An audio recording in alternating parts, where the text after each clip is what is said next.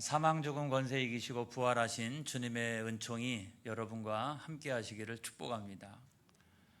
고난 가운데 있는 여러분과 함께, 또 고난 가운데 있는 여러분의 가정들과 함께, 또 고난 가운데 있는 이 땅의 교회들과 또 세상 모든 열방과 함께. 할렐루야.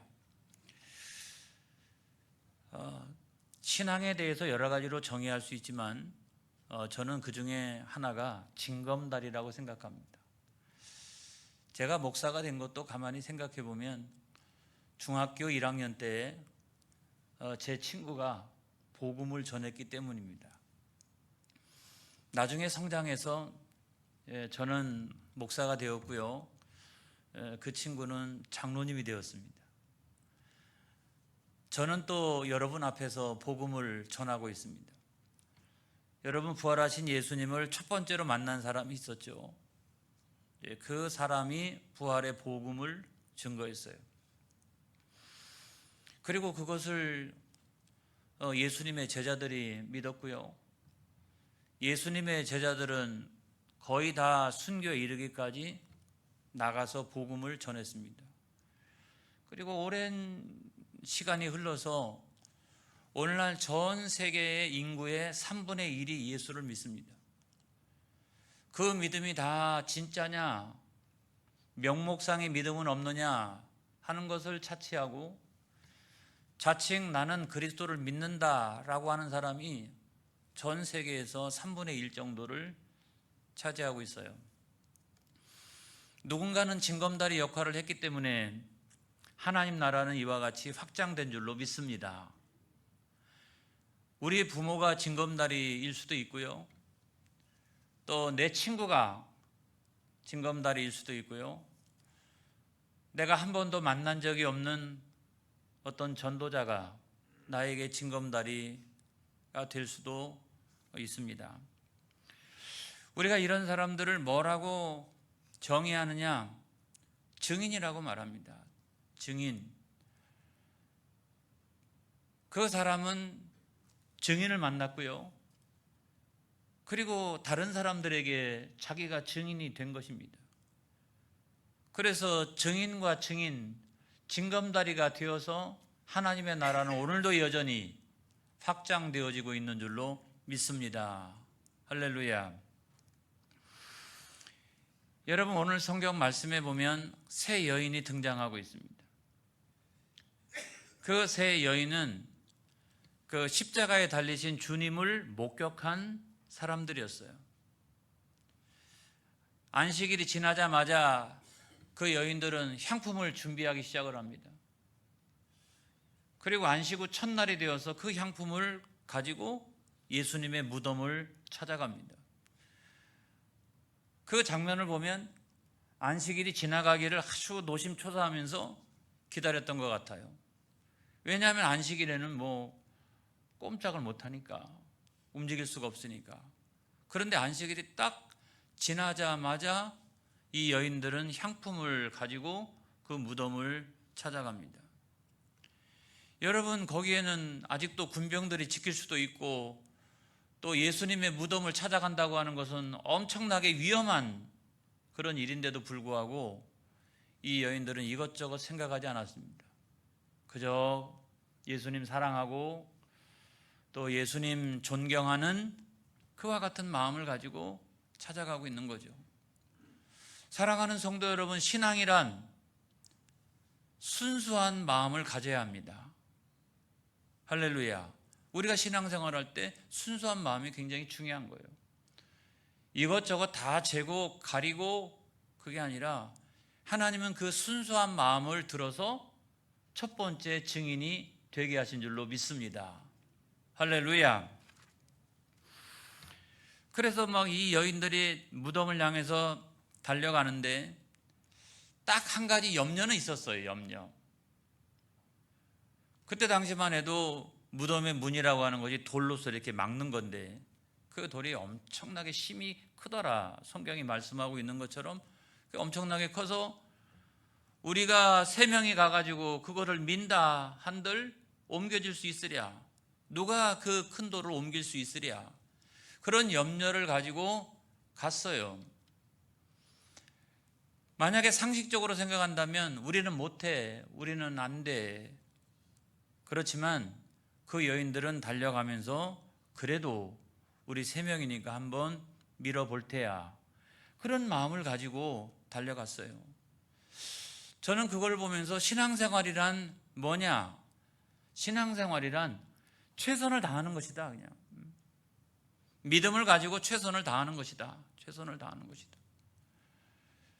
그랬더니 하나님께서 그 마음을 보시고 천사를 통해서 돌을 아예 옮겨버리신 줄로 믿습니다. 할렐루야. 그냥 신앙생활이라고 하는 것은 나 못해, 안 돼, 그게 아니라 최선을 다해보는 거예요. 믿음을 가지고. 그러면은 하나님께서 역사하여 주실 줄로 믿습니다. 그래서 이제 무덤 안으로 들어가게 됩니다. 들어갔더니 그 우편에 흰옷 입은 청년 한 사람이 앉아 있는데 그게 바로 흰옷 입은 천사 아니겠어요? 마가복음 16장 6절에 있는 말씀 보겠습니다. 시작. 청년이 이르되 놀라지 말라. 너희가 십자가에 못 박히신 나사렛 예수를 찾는구나. 그가 살아나셨고 여기 계시지 아니하니라. 보라, 그를 두었던 곳이니라. 그 천사가 하는 말이 예수님은 살아나셨다는 거예요. 그리고 여기 계시지 아니하니라. 그 장면에 증인이 된 사람들한테 또 명령을 내립니다. 너희들이 그 부활의 증인이 되어야 한다. 그러면서 마가복음 16장 7절에 있는 말씀에 보면 다 같이 시작. 가서 그의 제자들과 베드로에게 이르기를 예수께서 너희보다 먼저 갈릴리로 가시나니 전에 너희에게 말씀하신 대로 너희가 거기서 배우리라 하라 하는지라.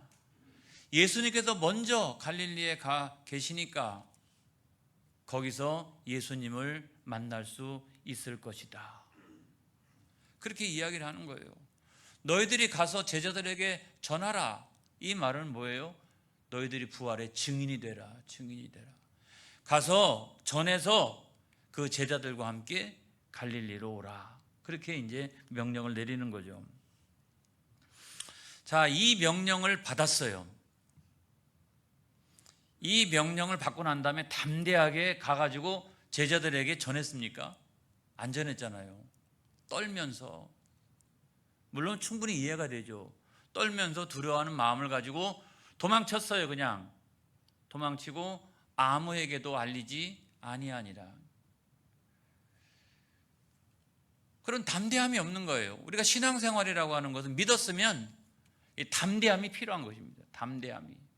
저는 우리 교회 성도님들을 보면 담대하신 분들이 많다고 생각해요. 참 감사하고 담대한 믿음을 갖고 계신 분들이 많이 있는데, 만약에 우리 교회 여신도들을 시켰더라면 어떻게 했을까요?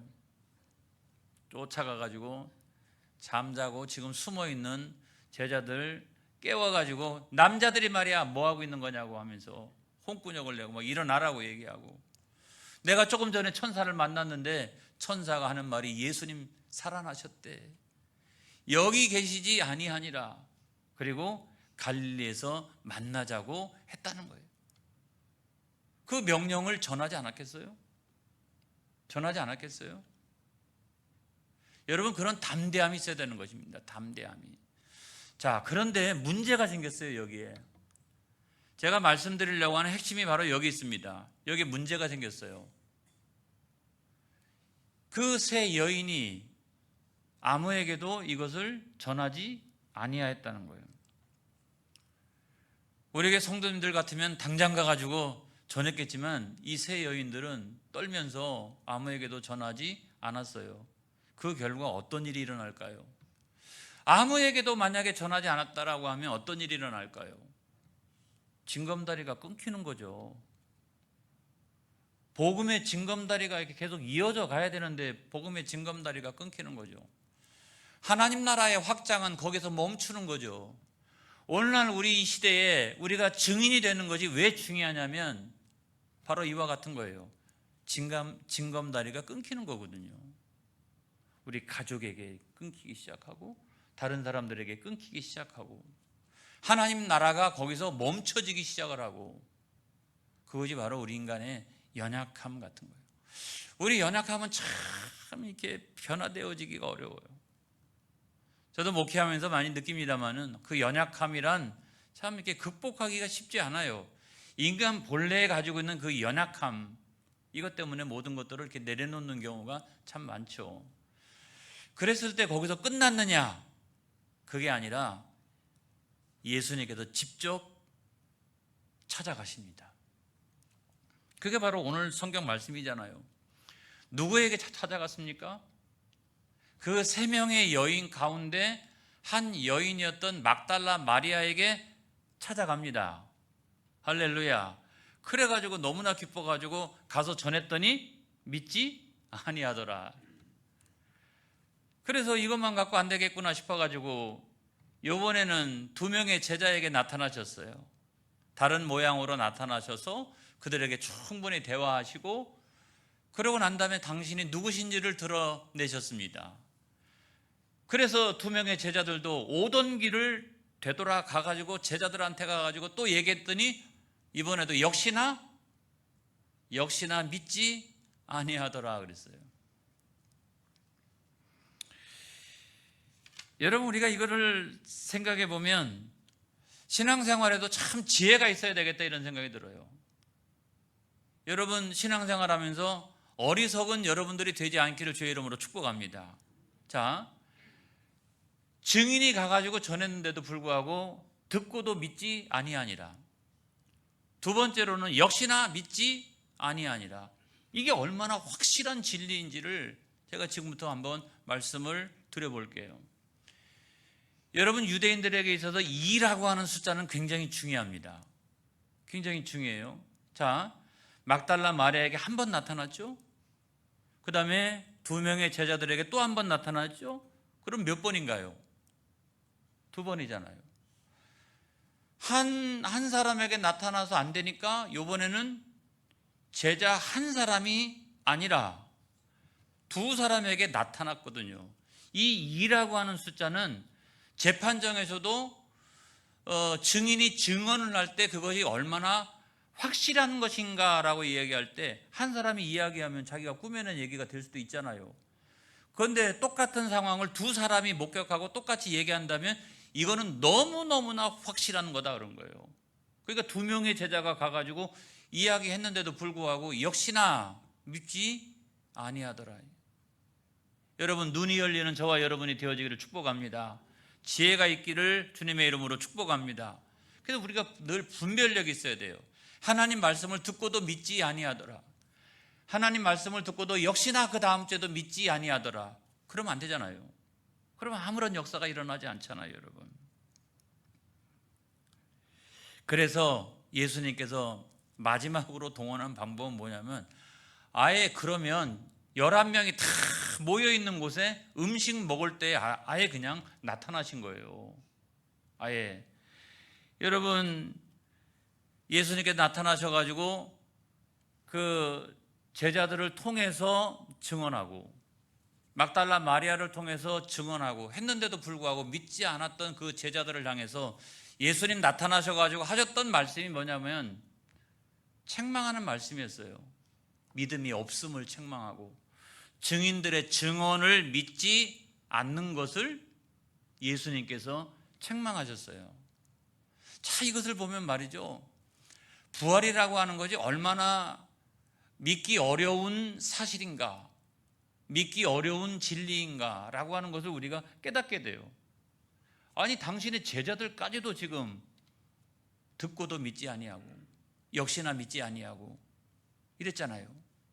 그래서 부활이라고 하는 것은 그 진리와 그 사실을 믿기가 간단치 않구나.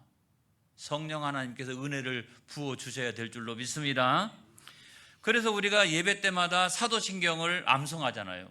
사도신경 계속 이게 그래가지고 이 사도신경을 암송하면서 신앙 고백을 합니다. 매 주일마다 신앙 고백하는 가장 중요한 핵심 가운데 하나가 뭐냐면 부활의 믿음인 거예요. 일찍이 12사도가 고백을 했던 것처럼 나중에 4세기 정도에 가서 사도신경이 이제 완전히 이게 정리가 되어집니다. 그리고 그때부터는 아무튼 예배드리는 모든 장소들마다 우리가 그 신앙 고백을 먼저 하는 거거든요. 우리는 믿습니다. 사도들이 믿었던 것처럼 우리도 믿습니다. 뭘 믿느냐? 예수님의 부활을 믿습니다. 우리가 다시 사는 것도 믿습니다. 우리가 영원히 사는 것도 믿습니다.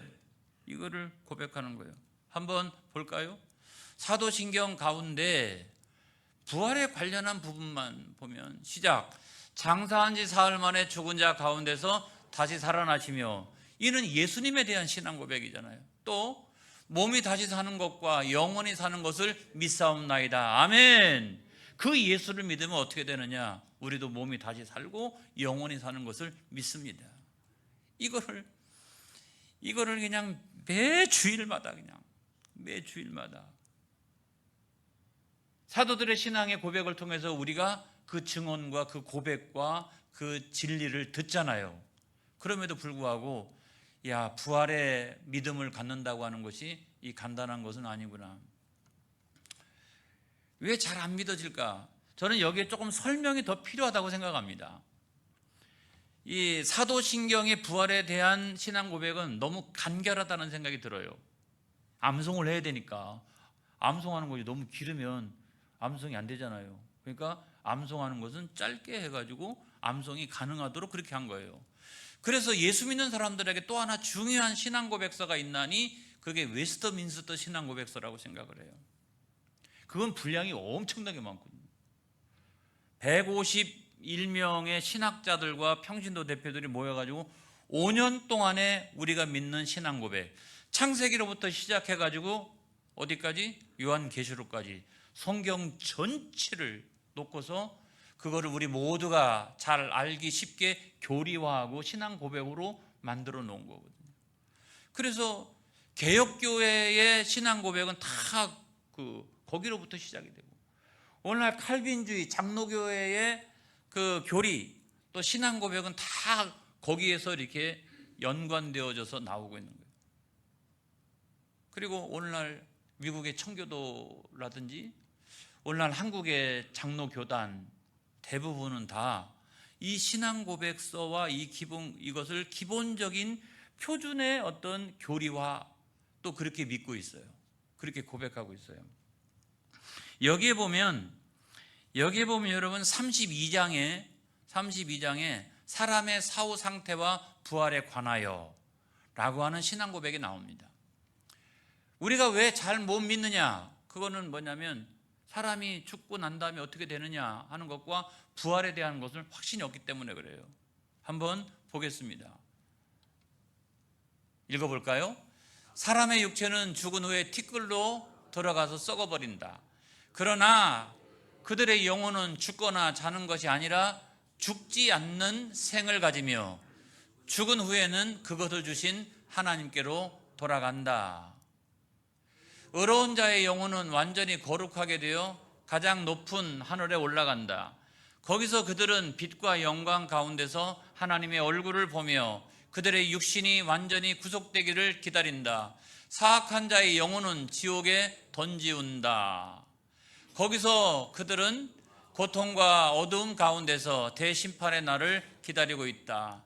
성경은 육신이 죽은 후에 영혼이 갈 장소로서 이 두 가지 외에는 아무것도 가르쳐주지 않는다. 할렐루야. 천국과 지옥, 낙원과 음부, 이것에 대해서 우리들에게 말씀해주고 있어요. 사람이 죽으면 육체는 썩어지지만 이 영혼은 그와 같이 대기 상태에 들어간다는 거죠. 죽지 않는 생으로서. 그 다음에 두 번째로 시작. 마지막 날에 살아남아 있는 자는 죽지 않고 변화될 것이다. 이 부활체는 질적으로는 전과 다른 것이나 영혼은 이 육체와 하나가 되어서 영원토록 계속될 것이다. 그때까지 살아남아 있는 사람들은 그렇게 된다는 거죠. 변화되어진다는 거죠. 세 번째 보겠습니다. 시작. 불의한 자들의 육체는 그리스도의 힘으로 굴욕을 당하기 위하여 부활한다. 의로운 자들의 몸은 그리스도의 영으로 말미암아 영광을 얻기 위하여 부활해서 그리스도 자신의 영광스러운 몸과 동일하게 된다. 할렐루야. 그러니까 믿지 않는 사람들은 영벌의 부활로, 우리는 영생의 부활로 나오게 된다. 이것이 성경 전체가 창세기로부터 요한계시록까지 부활에 대하여 그거를 다 취합해 가지고 교리화한 거예요. 여러분 믿습니까? 제가요, 이걸 뭐 수도 없이 제가 여러분들한테 설교하고, 이것이 너무너무나 어려운 것이 결코 아니잖아요. 여러분 믿으시기를 주의 이름으로 축복합니다. 아멘. 오늘날 우리들에게 있어서 희망이란 무엇인가? 어디에 우리에게 희망이 있느냐? 가장 궁극적인 희망이라고 하는 것은 이 부활의 믿음을 갖는 거예요. 사람들이 늙어갑니다. 시간이 지나면 5년 전하고 달라요. 10년 전하고 달라요. 이번에 미국 캐나다 그 청교도 성지순례 가자 했어요. 예전에 이제 우리가 보통 한 3년 정도 이렇게 열심히 또 기도하는 가운데 모아놓고 해가지고 출발하고 다녀오고 했는데 벌써 6기째예요. 우리 교회가. 할렐루야. 그래서 이제 모임을 이제 시작하려고 했더니 우리 권사님들이 그렇게 얘기해요. 목사님, 3년 후는 장담을 못합니다. 내가 걸어 다닐지 이게 잘 장담을 못합니다. 그렇게 이야기해서 아무튼 그 시간을 좀 단축하려고 그래요. 무슨 얘기예요? 우리는 점점 나이가 들고 점점 늙어가고 나중에는 누워서 일어나지도 못할 상황이 우리들에게 발생합니다. 우리에게 소망이란 무엇인가? 다른 게 아니죠. 우리는 부활한다. 할렐루야. 이걸 믿으시기를 주의 이름으로 축복합니다. 교회도 마찬가지 아닙니까? 교회도 때때로 어려움과 또 역경 가운데 있을 수 있어요. 그렇지만 우리가 믿는 건 뭐냐면 이 교회는 주님의 몸이다. 근데 그 주님은 어떠한 주님이시냐? 부활의 주님이시다. 교회는 부활하신 주님의 몸인 거예요. 그리고 교회의 머리는 누구시냐? 그리스도다. 근데 그 그리스도는 어떤 분이냐? 부활하신 그리스도다. 할렐루야. 그래서 여러분 신학적으로 볼 때 교회의 속성이 11가지가 있어요. 11가지. 내면적인 속성 5가지, 외면적인 속성 6가지에서 11가지가 있는데 그 가운데 하나가 생명성이에요. 교회는 생명성을 가지고 있다. 또 하나가 뭐냐면 불멸성이에요. 교회는 불멸한다. 왜? 천국교회까지. 개척교회 하나가 폐교될 수도 있어요. 부흥하던 교회가 어느 날 이렇게 없어질 수도 있어요. 그렇지만 이 주님의 교회는 영원까지 불멸한다. 그 다음에 세 번째가 뭐냐면 영원성이에요. 이 3가지 속성이 다 무엇과 연관이 있냐면 이 부활과 연관이 있는 거예요. 교회는 주님의 몸입니다, 여러분. 할렐루야. 이 교회가 주님의 몸이라고 하는 사실을 우리가 믿어야 되는 거예요. 언젠가 만약에 세상에 멸망이 찾아온다 할지라도 우리가 희망을 가질 수 있는 것은 이 부활 때문입니다. 이 부활 때문이에요. 내 사업이 망할 수도 있고 또 내가 육체에 질병이 걸릴 수도 있고 아무튼 이 세상이 다 멸망할 수도 있고 그래도 우리에게 궁극적인 소망이 있는데 그건 뭐냐면 우리는 부활한다는 거예요. 우리는 부활한다. 그걸 가장 잘 나타내주고 있는 찬송가가 487장이라고 생각합니다. 다 같이 시작. 어두움 후에 빛이 오며 바람 분 후에 잔잔하고 소나기 후에 햇빛 나며 수고한 후에 쉼이 있네. 연약함 후에 강건하며 애통한 후에 위로받고 눈물 난 후에 웃음 있고 씨 뿌린 후에 추수하네. 괴로운 후에 평안 있고 슬퍼한 후에 기쁨 있고 멀어진 후에 가까우며 고독함 후에 친구 있네. 고생한 후에 기쁨 있고 십자가 후에 영광 있고 죽음 온 후에 영생하니 이러한 도가 진리로다. 할렐루야. 이와 같이 믿는 것이 진리인 거예요, 여러분. 오늘날 우리들에게 가장 중요한 것은 마지막이 어떻게 되느냐 하는 것이 가장 중요합니다, 여러분. 시작도 중요합니다만은 마지막이 어떻게 되느냐. 그래서 성경에 요한계시록 22장은 성경의 맨 마지막에 있잖아요. 우리가 어떻게 되느냐? 성경은 뭐라고 말씀하고 있느냐? 한번 보니까 요한계시록 22장 12절로 13절을 보겠어요. 시작. 보라, 내가 속히 오리니 내가 줄 상이 내게 있어 각 사람에게 그가 행한 대로 갚아주리라. 나는 알파와 오메가요, 처음과 마지막이요, 시작과 마침이라. 예수님이 시작과 마침이라는 거예요. 예수 안에 있어야 그 마지막이 잘 되는 거예요. 그 다음에 요한계시록 22장 14절에 있는 말씀 보겠습니다. 시작. 자기 두루마리를 빠는 자들은 복이 있으니 이는 그들이 생명나무에 나아가며 문들을 통하여 성에 들어갈 권세를 받으려 함이로다. 두루마리에 그 빤다라고 하는 말은 어떤 거냐면 이런 거예요. 죄된 우리 옷, 죄된 우리의 육신, 이거를 주님의 십자가 보혈, 거기에 우리가 그거를 빨아야 어떻게? 의롭다 칭함을 얻고 하나님께로 나아갈 수가 있다는 거예요. 그래서 어떻게 되느냐? 요한계시록 22장 17절을 마지막으로 보면 시작. 성령과 신부가 말씀하기를 오라 하시는도다. 듣는 자도 오라 할 것이요, 목마른 자도 올 것이요, 또 원하는 자는 값없이 생명수를 받으리라 하시더라. 할렐루야. 그래서 부활 영생을 우리들에게 말씀하는 거 아니겠어요? 사랑하는 성도 여러분, 저와 여러분이 징검다리가 되어지기를 축복합니다. 내가 부활의 믿음을 가졌다라고 하면 우리는 또 다른 사람들한테 이 부활의 복음을 전하는 그런 징검다리가 되어지기를 축복합니다. 그래야 삽니다, 여러분. 그래야 가정이 일어납니다, 여러분. 그래야 사업장과 내 직장이 일어납니다, 여러분. 그리고 이 나라와 이 민족도 거기에 소망이 있는 거예요. 할렐루야. 이걸 믿으시기를 주의 이름으로 축복합니다. 기도하겠습니다.